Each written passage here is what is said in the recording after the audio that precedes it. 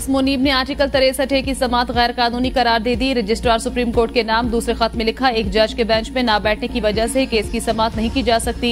Article 63 नजरसानी case की 5 रुकनी bench के सामने समाअत के लिए मुकर्रर था। 4 जजों ने बैठकर कैसे हुक्मनामा जारी कर दिया। 4 रुकनी बेंच आर्टिकल 63 नजरसानी केस नहीं सुन सकता। समाअत का हुक्मनामा मुझे भेजा गया, हुक्मनामे में मेरा नाम लिखा हुआ मगर आगे दस्तखत नहीं। बेंच में बैठने वाले 4 जजेस काबिले एहतराम हैं, मगर आज की समाअत कानून और रूल्स के मुताबिक नहीं। आज की समाअत के हुक्मनामे पर एहतजाज रिकॉर्ड कराना चाहता हूं। समाअत का हुक्मनामा जुडिशियल ऑर्डर नहीं, आर्टिकल 63 की तशरीह से मुतल्लिक नजरसानी केस के हुक्मनामे की कोई हैसियत नहीं।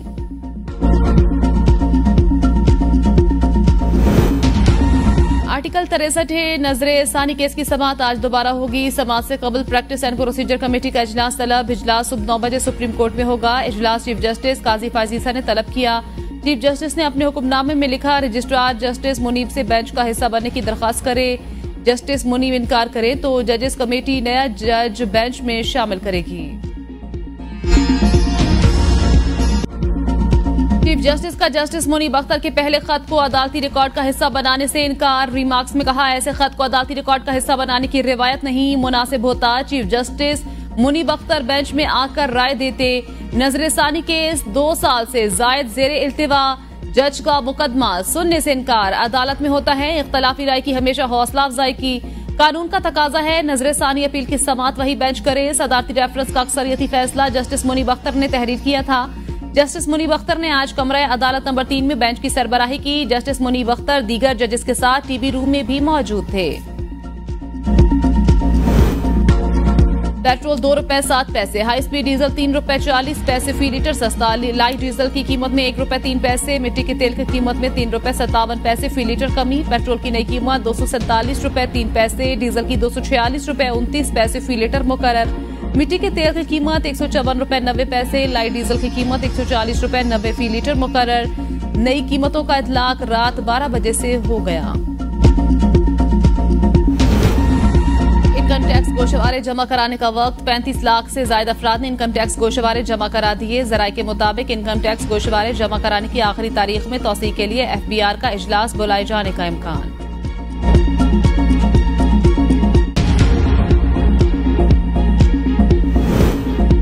खुशहाली और तरक्की का सफर शुरू हो गया। अब पाकिस्तान में इंतशार की कोई गुंजाइश नहीं। वजीर आजम शहबाज शरीफ की लौटन से पाकिस्तान रवानगी के मौके पर मीडिया से गुफ्तगू। कहा, IMF प्रोग्राम की मंजूरी में आर्मी चीफ ने अहम किरदार अदा किया। सबको मिलकर पाकिस्तान को आगे लेकर चलना है। अब आम आदमी के बजाय अशरफिया को कुर्बानी देना होगी।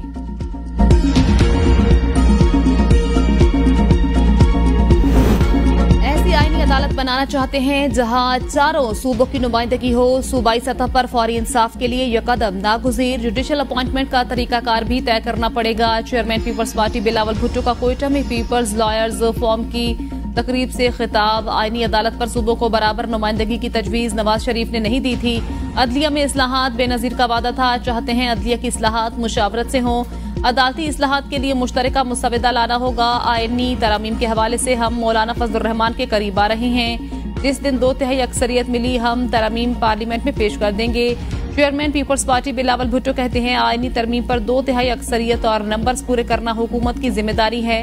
हुकूमत की नाकामी नहीं कहूंगा, लेकिन हुकूमत आईनी तरामीम पेश नहीं कर सकी। हम किसी खास शख्सियत के लिए कानून साजी नहीं चाहते। PTI हर ओहदे को मुतनाज़े बनाना चाहती है।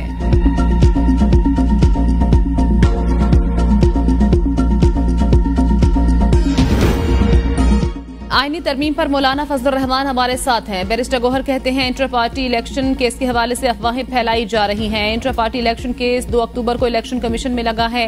पार्टी चेयरमैनशिप बानी PTI की मेरे पास अमानत। वजीर आला अली अमीन गंडापुर लोगों को पुरअमन तौर पर ला रहे थे। एहतजाज का वक्त खत्म हुआ था, इसलिए खत्म करने का ऐलान किया। बुशरा बीबी का तोशाखाना केस से दूर दूर तक कोई ताल्लुक नहीं। चेयरमैन तहरीक इंसाफ बैरिस्टर गौहर का मौलाना फजलुर रहमान को टेलीफोन। मुल्क की सियासी सूरत हाल और पार्लिमानी अबूर पर तबादला ख्याल।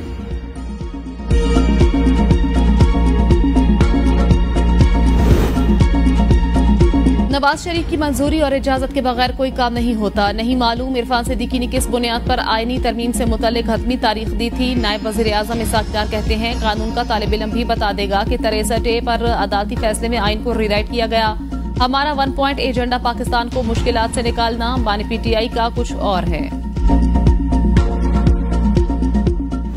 मैं मूव करूंगा तो मेरे रास्ते में अगर कोई रुकावट डालेगा तो उसके लिए अगर मेरे पास कोई मशीनरी है तो मैं डंके की चोट पे इस्तेमाल करूंगा, किसी का बाप भी मुझे नहीं रोक सकता। पंजाब पुलिस को मैं दोबारा वार्निंग दे रहा हूँ, उस दिन तो मैंने छोड़ दिया तुम लोगों को, अपने वर्करों से मैंने छुड़वाया है और उसके लिए मुझे मेरे लोगों को बहुत ज्यादा तनकीद का सामना करना पड़ा है। मैं तुम्हें बता रहा हूँ, तुम्हारे बच्चों का एहसास किया हमने, तुम्हारी फैमिली का एहसास किया हमने।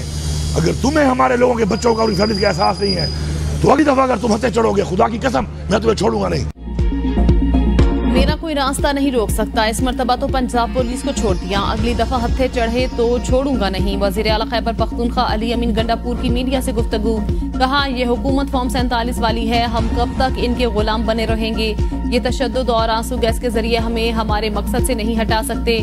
सूबे के वसाइल इस्तेमाल नहीं हो रहे हैं। वजीर आला के साथ अगर प्रोटोकॉल जाता है तो ये वसाइल नहीं, एक रियासत में 2 दस्तूर नहीं चलेंगे। मौलाना कह रहे हैं हमें पीटीआई हुकूमत गिराने का कहा गया। मौलाना साहब का ज़मीर बहुत देर से जागा।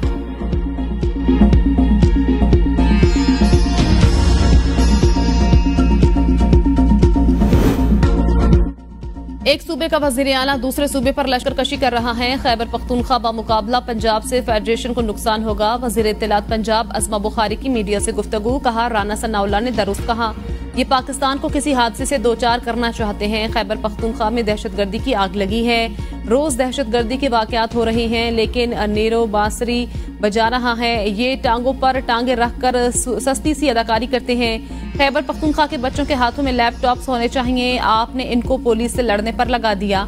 सोशल मीडिया पर कोई भी सलामत नहीं, फितना पार्टी के खिलाफ जो बोलेगा उसकी इज्जत उछाली जाएगी। सोशल मीडिया साइट्स को रेगुलेशन के मुताबिक चलना होगा, वरना बंद कर दी जाएंगी। ये फितना मुल्क के बाहर से चलाया जाता है।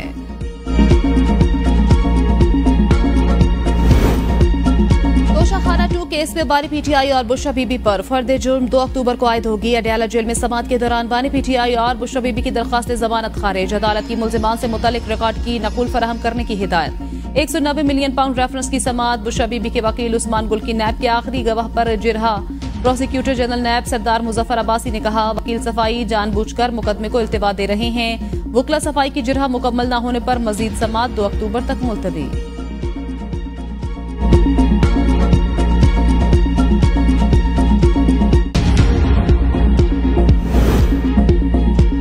जानी जलसा की तकरीर पर पीटीआई रहनुमाओं के खिलाफ बगावत का मुकदमा दर्ज कराने का फैसला। वजारत कानून और प्रोसिक्यूटर जनरल ने फैसले की तौसीक कर दी। वजीर आजम की वापसी पर विफाकी काबीना से मंजूरी ली जाएगी। मुकदमात ज़ाब्ता फौजदारी की सेक्शन 196 के तहत दर्ज कराए जाएंगे। इस सेक्शन के तहत दर्ज मुकदमात नाकाबिल जमानत होते हैं। गिरफ्तारी के लिए पुलिस को वारंट की भी जरूरत नहीं होगी। बलोचिस्तान में फौजी ऑपरेशंस की जरूरत नहीं। बलोचिस्तान के नौजवानों को जंग में धकेलने की कोशिश की जा रही है, जिसकी हरगिज इजाजत नहीं देंगे। वजीर आला बलोचिस्तान सरफराज बुख्ती की प्रेस कॉन्फ्रेंस, कहा दहशतगर्दों ने पसपाई के बाद सॉफ्ट टारगेट को निशाना बनाना शुरू कर दिया है। दहशतगर्द झूठे प्रोपेगेंडे के जरिए औरतों के जहन खराब करते हैं।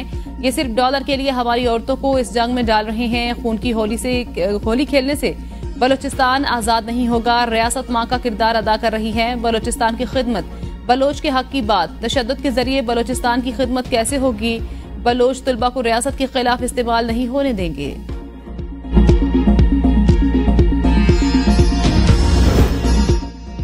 कौमी और सूबाई असम्बलियों में बैठे लोगों की अक्सरियत इलेक्ट होकर नहीं आई। क्या इन अफराद को आइन में तरमीम और मुल्क चलाने का हक है? सरबरा अवाम पाकिस्तान पार्टी शाहिद खान अब्बासी का तकरीब से खिताब, कहा जब हम वोट को इज्जतों की बात करते थे तो इसका मतलब था मुल्क आइन के मुताबिक चलेगा। आज देख लें मुल्क के हालात क्या हैं। जलसे में शिरकत से रोकने का हक किसी को नहीं। साबिक रुकने सूबाई असम्बली सरफराज अफजल अवाम पाकिस्तान पार्टी में शामिल।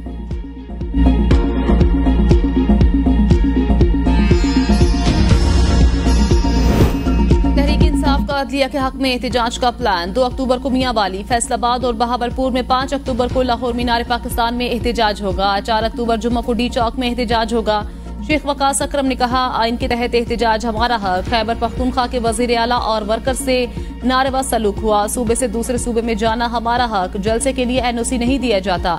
आइन की धज्जियां बखेरी जा रही हैं। लोगों को घरों से उठाया जाता है। 9 मई का बार बार नाम लिया जाता है। हम बार बार कहते हैं 9 मई पर जुडिशियल कमीशन बनाया जाए, दूध का दूध और पानी का पानी होना चाहिए।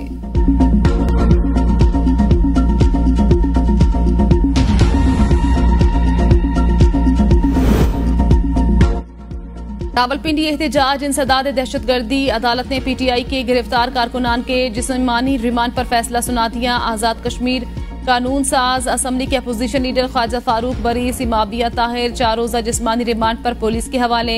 80 साल रोशन बीबी समेत 7 खवातीन बरी। मुकदमे में नामजद 4 कमसिन बच्चों को जुडिशियल कर दिया गया। कारकुनान को 28 सितंबर को लियाकत बाग से एहतजाज के दौरान किया गया था। लाहौर हाई कोर्ट का फैसला बतौर अदालती नजीर किसी फोरम पर पेश नहीं किया जा सकता। लाहौर हाई कोर्ट के जज ने चीफ इलेक्शन कमिश्नर और चीफ जस्टिस की मुलाकात न होना मद्देनजर नहीं रखा। पंजाब इलेक्शन ट्रिब्यूनल्स केस में सुप्रीम कोर्ट का फैसला, कहा अगर मुलाकात को मद्देनजर रखते तो ऐसा फैसला न किया जाता। तनाजा जब आईनी इदारे से मुतल्लिक हो तो मुहतात रवैया अपनाना चाहिए। लाहौर से हाई कोर्ट का फैसला कलअदम। इलेक्शन कमीशन की अपील मंजूर। चीफ जस्टिस पाकिस्तान जस्टिस काजी फैज ईसा ने केस का फैसला पढ़कर सुनाया। जस्टिस जमाल मंदुखैल का इजाफी नोट। जस्टिस अकील अब्बासी का जस्टिस जमाल मंदुखैल से इत्तेफाक। इजाफी नोट में कहा सेक्शन 140 इलेक्शन कमीशन को जजेस पैनल तलब करने का इख्तियार नहीं देता। मुकदमा की इस कानून में सोच वाज़ेह, इलेक्शन कमीशन को हर जज पर एतमाद करना चाहिए। इलेक्शन कमीशन एक आईनी इदारा और जजेस आईनी ओहदेदार। हर मामले में इलेक्शन कमीशन और जजेस को एक दूसरे का एहतराम करना चाहिए।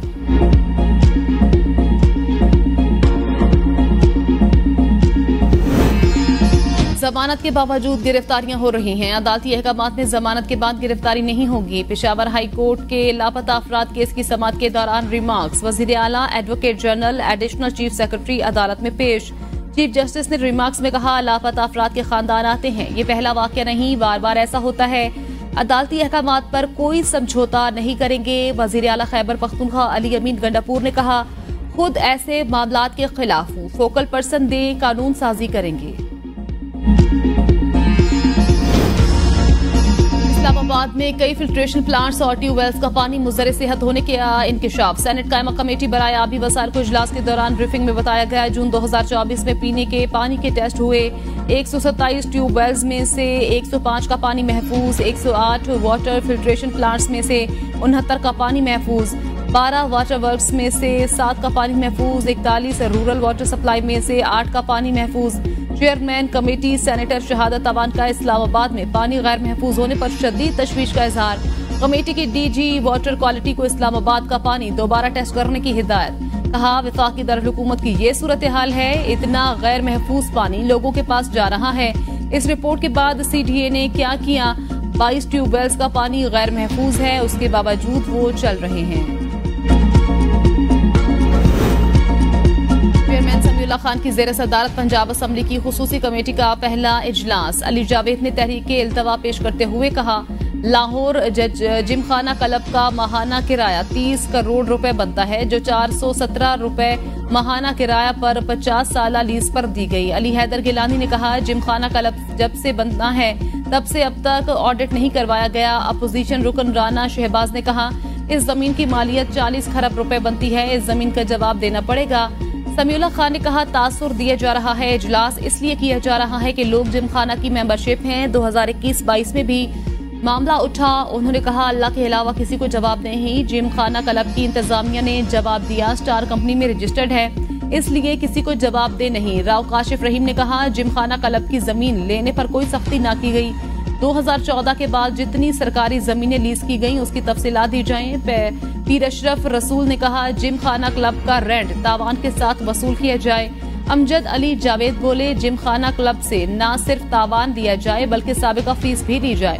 मेंबर बोर्ड ऑफ रेवेन्यू का ने कहा कि कभी भी जिमखाना क्लब का ऑडिट नहीं किया, कमेटी हुक्म देगी तो हम पूछ लेंगे। चनाब क्लब फैसलाबाद का मुआहदा और कितना किराया दिया जाए। लाहौर के जोहर टाउन में सड़क पर पड़े गड्ढे में गाड़ियां जा गिरी। गड्ढे में गाड़ी और 2 मोटरसाइकिलें गिर गईं। मेन बुलेवर्ड जोहर टाउन से डायवर्शन करवा दी गई। तर्जुमान ट्रैफिक पुलिस के मुताबिक मेन बुलेवर्ड डायवर्शन के बायस ट्रैफिक का लोड भी बढ़ गया।